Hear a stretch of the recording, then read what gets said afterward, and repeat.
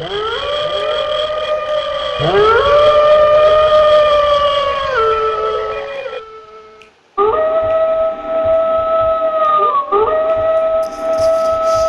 my friends. Welcome to my YouTube channel. I am your host Indrani. Please subscribe my channel and press the bell icon button. जय श्री राम। आज मैं आपके साथ बहुत ही अच्छी दो स्टोरी शेयर करने वाली हूँ।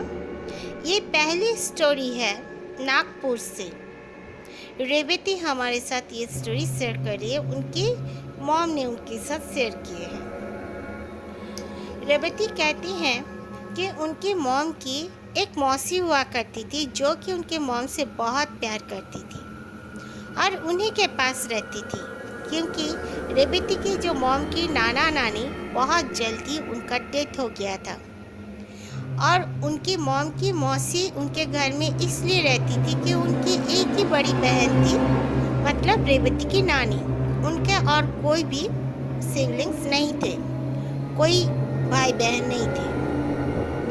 वो लोग अपनी छोटी बहन को, उनकी जो रेवती की जो मम्मी की नानी थी, अपनी छोटी बहन को अपनी बेटी जैसी देखती थी, उसी तरह उसके साथ बिहेव करती थी। वो उससे बहुत छोटी भी थी। रेवती की मॉम जब 12 साल की होगी, उनकी मासी की मैरिज हो गई। अच्छी खासी घर में उनकी मैरिज हो गई। वो तब 20 साल की थी। रेवती की मम्मी से उनकी मासी ज़्यादा बड़ी ही नहीं थी। उनकी शादी के बाद वो अपनी ससुराल चली गई। ससुराल जाने के अच्छा सा ही उनका ज़िंदगी चलने लगा। 1 साल के बाद वो माँ बनने वाली थी। रेवती की नानी ने अपनी बहन को अपने पास बुलाया, बट उनके ससुराल वालों ने कहा कि कोई बात नहीं, हमारी पहली बहू है और उसका पहला बच्चा हो रहा है, वो यहीं पे बच्चा होगा, हम उनको देख लेंगे। उसके बाद रेवती की जो मम्मी थी, उन्होंने और कुछ नहीं सोचा। मतलब रेवती की नानी ने कहा ओके कोई बात नहीं, जब बच्चा होगा उस समय मुझे थोड़ा सा बुला लेना। वो लोग हाँ कर दिए। फिर रेवती की नानी के पास एक दिन अचानक से फ़ोन आया कि उनकी जो मासी, मतलब उनकी जो छोटी बहन है, उसका मिसकैरेज हो गया है।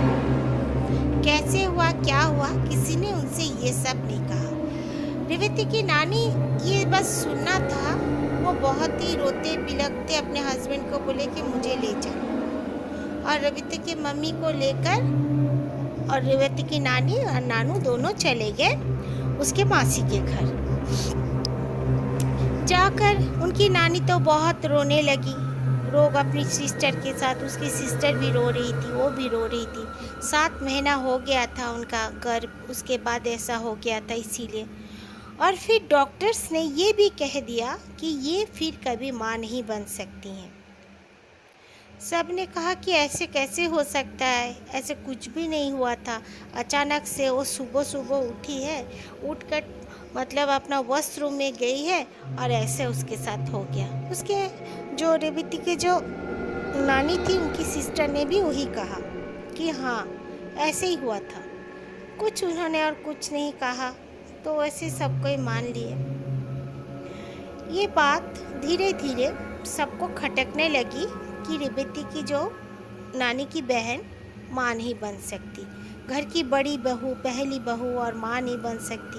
सब कोई उनको धीरे धीरे, उनके 2 ननद थे, उसके बाद और भी आस पड़ोस के या कोई रिलेटिव्स, बच्चा ना होने के लिए उनको धीरे धीरे ताना भी देने लगे। और ये स्टोरी भी है पुरानी थोड़ी सी, 1981 की। ऐसे ताना से वो बहुत ही उखड़ गई, उनको और अच्छा नहीं लगा उन लोग के साथ रहने के लिए। उनके हस्बैंड जहाँ जॉब करते थे, जिस सिटी में, उन्होंने कहा कि उनको वहीं पे ले लो, वो वहीं पे शिफ्ट हो जाएंगे। तो उनके हस्बैंड तुरंत मान गए और अपनी बीवी को लेके वो चले गए। उस घर में जाने के बाद उन्होंने कहा कि कोई अगर होगा कि हम एक अनाथ बच्चे को गोद ले लेंगे। तो रेवती की जो नानी थी, उन्होंने भी हामी भर दी, कहा हाँ यही ठीक रहेगा तुम्हारे लिए। तो वो लोग सोचे कि हाँ कुछ दिन जाने दो, उसके बाद हम गोद ले लेंगे। तो रेवती की जो नानी की बहन थी, वो जाने के 5 से 6 दिन बाद ही देखती हैं एक छोटी सी बच्ची उनके घर आती है। रोज़ दोपहर के समय में आती थी। जब भी उसके हस्बैंड ऑफिस चले जाते वो बच्ची आ जाया करती थी। करीब करीब 5 से 6 साल की बच्ची थी और बहुत ही खूबसूरत थी। उसके लंबे लंबे बाल, रेशमी बाल थे और उसकी शक्ल भी बहुत क्यूट था। और वो आकर बोलती थी, वो अगर रोते हुए भी कभी देख लेती थी रेवती की जो नानी की सिस्टर को, तो कहती, उसके आंसू पोंछते हुए कहती थी, आप रो मत, आप रो मत, आपको ना 2 बेटे होंगे, ऐसे करके वो बताती थी वो लड़की। तो वो सोचती थी कि ये इतनी छोटी सी बच्ची इस तरह से कैसे बोल सकती है और मैं इसीलिए रो रही हूँ, इसे कैसे समझ आ सकता है। वो बहुत ही मतलब अचंभा हो जाती थी, आश्चर्य हो जाती थी कि ये बच्ची कैसे जानती है कि मैं इसलिए रोती हूँ और ये 2 बेटे होंगे, ऐसे कैसे बोलती है। तो फिर रेवती की जो नानी की सिस्टर, दिन चलते रहे, उनकी शादी के करीब करीब 5 साल हो गया और वो बच्ची लगातार आती ही रहती थी और उस बच्ची की हाइट भी सेम ही थी। वो बताती हैं उसका ना कभी बड़ा है ना कुछ, वो ऐसे की वैसे ही थी। 2 साल से लगातार उनके घर पे आती थी। फिर अचानक से जब वो माँ बनने वाली रही, डॉक्टर ने कहा कि आप माँ बनने वाली हो। तो ये तो सुन के उनको खुशी का ठिकाना नहीं है। उसके हस्बैंड ने कहा कि अभी तुम्हारा बहुत ज़्यादा ख्याल रखना पड़ेगा। तो रेवती की जो नानी थी वो बोली, मैं आ जाऊंगी बेटी को लेके, तुम फिक्र मत करो। और रेवती की मम्मी तब काफ़ी बड़ी भी हो चुकी थी। वो दोनों माँ बेटी चले गए उनके घर में। जाने के बाद उनका हर कुछ ने ख्याल रखने लगे, लेकिन वो जो छोटी सी बच्ची और कभी नहीं आती थी। यही सोचकर रेवती की जो नानी थी उनको उनकी बहन ने कहा कि एक छोटी बच्ची आती थी लगातार रोज़, कहाँ रहती है मुझे नहीं मालूम, वो और अपना नाम भी कभी नहीं बताती थी, लेकिन 2 साल से मेरे पास आती थी। मुझे अच्छा भी लगता था, वो आने से मुझे सुकून भी लगता था। और वो कहती थी कि आप चिंता मत करो, आपको 2 बेटे होंगे, हमेशा ऐसे कहते रहती थी। तो उसकी मम्मी ने कहा, ऐसे कौन हो सकता है, 2 साल से आ रही थी, अब तू जानती नहीं है कि वो कौन सा घर में रह रही थी। तो बोले नहीं, मैंने बहुत बार पूछा, तो वो बताती थी मैं ये नहीं बोल सकती। फिर मैं बोलती थी कि तुम्हारे मम्मी पापा का नाम बोलो, तो बोलती थी मैं नहीं बोल सकती, ये बोलने का मुझे इजाज़त नहीं है, इस तरह बोलती थी।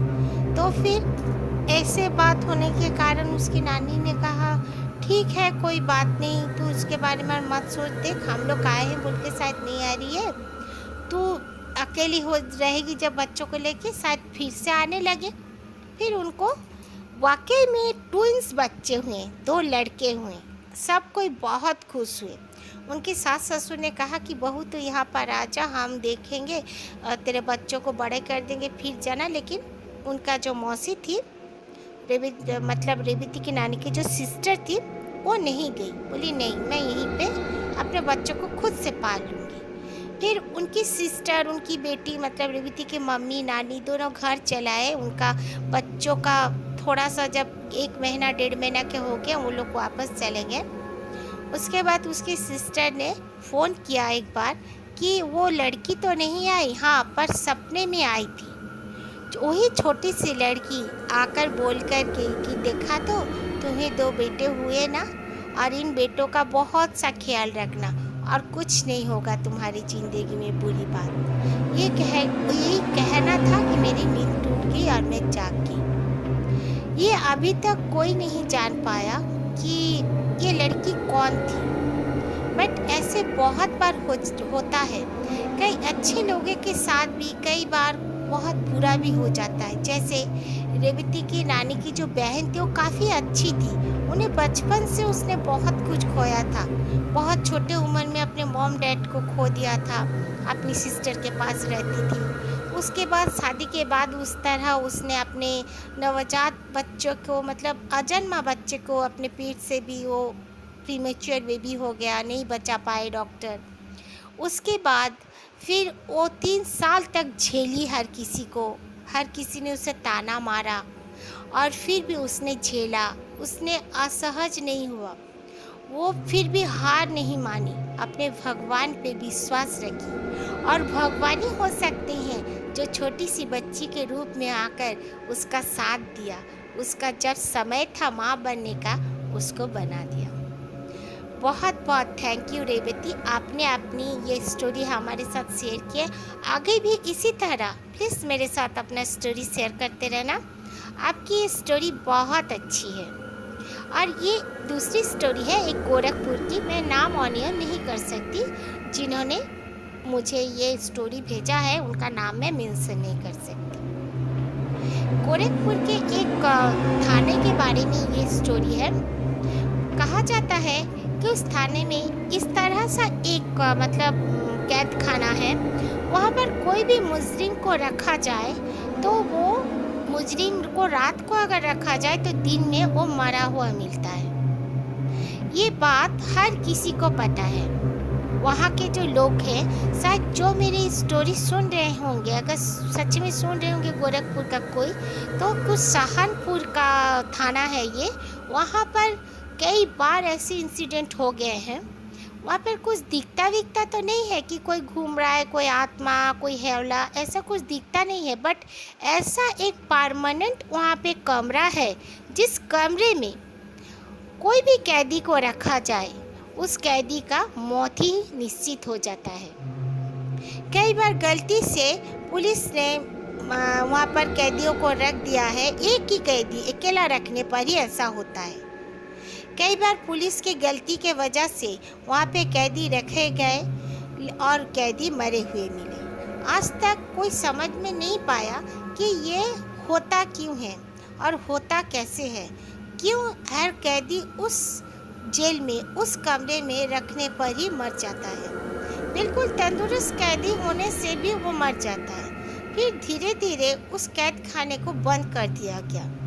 फिर भी एक बार एक पुलिस की गलती के वजह से वहाँ पे एक लड़के को रखा गया। वो लड़का ज़्यादा कसूरवार भी नहीं था। उसकी माँ बताती है कि कुछ बेचारे का कुछ गाड़ी के बारे में मामला था, वो जा रहा था तो कुछ लाइसेंस के बारे में, उसे भी पुलिस ने उस कैद खाने में डाल दिया, उसका भी मौत हो गया। उसके बाद जो वहाँ पे बड़े अधिकारी थे, उन्होंने कहा कि इस कमरे में सामान भर दो, ऐसा पैक कर दो सामान कि यहाँ पे कोई रखे ही ना कैदियों को। उसके बाद वो सामान भर दिया गया वो सहारनपुर जेल में, गोरखपुर का। उसके बाद वहाँ पे कैदी रखा नहीं जाता है और उस तरह कैदियों की मौत होती भी नहीं है। ये स्टोरी मुझे अच्छी तरह से आप भेजिए प्लीज़। उसके बाद मैं ये अपने लिसनर्स के साथ शेयर करना चाहूँगी। आपने बिल्कुल ठीक तरह से स्टोरी भेजा नहीं है, मुझे कुछ भी आपने लिखा नहीं है, तो प्लीज़ जो भी ये लिखे हैं ये स्टोरी मुझे अच्छी तरह से लिख दें। Okay, thank you my friends. अगर आपको मेरी स्टोरी अच्छी लगी तो शेयर कर देना, लाइक कर देना। Thank you. जय श्री राम।